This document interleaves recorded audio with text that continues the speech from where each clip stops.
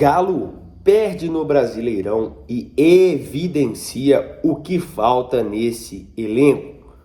Tudo a respeito da partida de ontem contra o Bahia, a derrota do Atlético. No final da partida, você verá no vídeo de hoje. Porém, peço que se você, ao final do vídeo, gostar da nossa resenha, me dá o seu like, me dá a sua inscrição, pois é muito importante para o crescimento do nosso canal. Vamos começar aqui falando um pouquinho do que foi a partida entre Bahia e Atlético. O Atlético no primeiro tempo até conseguiu fazer uma partida razoável, aquela trocação inicial com o Bahia, o Atlético que sempre tem, o Atlético do Cuca dessa temporada sempre tem um tempo bom, um tempo ruim, ou dois ruins, ou dois bons, então o Atlético vai variando. E na volta dessa parada para a Copa do Mundo de Clubes, a gente já viu o mesmo. O Atlético fez um primeiro tempo razoável, onde trocava ataques e defesas contra o Bahia, porém o começo do segundo tempo foi bem ruim e o Atlético acabou levando um gol. E esse gol, os dois na verdade, deixaram claro que o Atlético precisa urgentemente de um primeiro volante, porque se você observar os dois gols, tanto do Luciano Juba contra o do outro cara que eu esqueci o nome dele aqui, que fez o segundo gol do Bahia, foram o gol da mesma região, né? Que é popularmente conhecido como cabeça de área. A cabeça de área do Atlético não estava povoado o suficiente para conter os dois gols. Tanto é que você pode ver que os gols são praticamente ali da mesma posição que o cara chuta. O Juba chuta um pouco mais forte, o outro dá aquele drible, mas é da mesma região, a região que um primeiro volante deve ocupar ali. O Atlético não tem esse cara no elenco.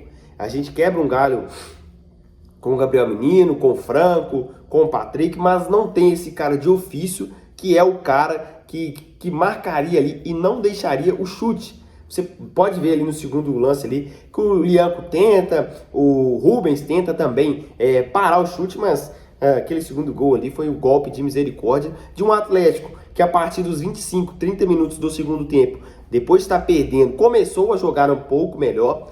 Ontem uma partida razoável do Júnior Santos, que não vinha performando. Ontem fez uma partida até ok, não foi nada extraordinário, mas entrou bem. Então prova de que talvez com um pouquinho mais de ritmo ele pode estar jogando. A gente pode também elogiar a partida do Coelho.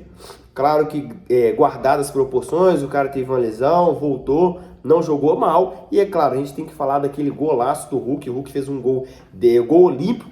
E aí a gente tem que pensar o seguinte: se o Atlético tivesse tido a malandragem de segurar o resultado, aquele gol olímpico poderia ter um impacto no anímico do time, porque não é qualquer um que faz um gol daquele. Você imagina se a gente conseguisse aquele empate com um gol olímpico, o Hulk ganharia mais moral, o Atlético conseguiria um empate que, em termos de tabela, não seria espetacular, mas em termos de batalha, de um momento onde o Atlético vem com essa desconfiança do torcedor por conta dos atrasos de salário, a gente não sabe se os jogadores vão se empenhar ao máximo sem estar recebendo. Então aquele empate com gol olímpico talvez animasse o Atlético para essa sequência de Copa do Brasil e Copa Sul-Americana. O Atlético apresentou os mesmos problemas antes da parada para o Mundial de Clubes, e a gente vê que esses problemas não serão corrigidos, né? Claro, com essas peças que estão no elenco. O Atlético precisa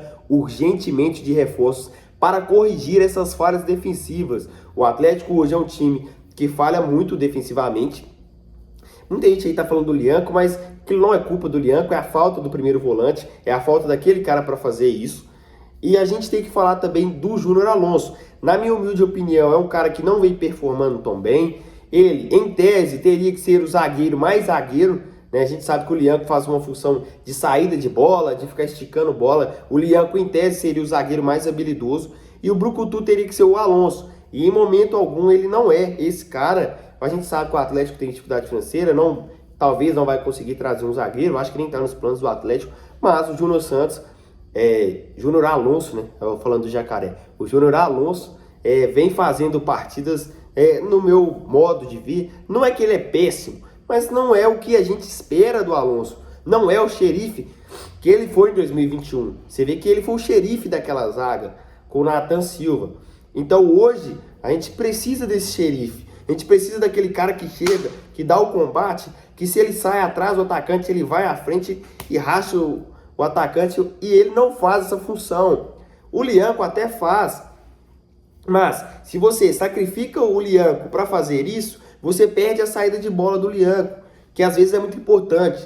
Quando o meio de campo do Atlético, que ainda está um buraco, não consegue produzir, aqueles lançamentos direto do Lianco ajudem muito a desafogar a defesa atleticana. Então a gente não pode poupar o Alonso de críticas e sacrificar o Lianco para apenas defender, porque ele aí não vai poder subir, não vai poder apoiar o ataque. Tem horas que ele está de lateral direito, apoiando o Natanael. Então a gente não pode perder essa qualidade dele. A gente sabe que ele já começou nas categorias de base como meio campista, então ele tem um traquejo com a bola ofensivamente, a gente não pode perder isso.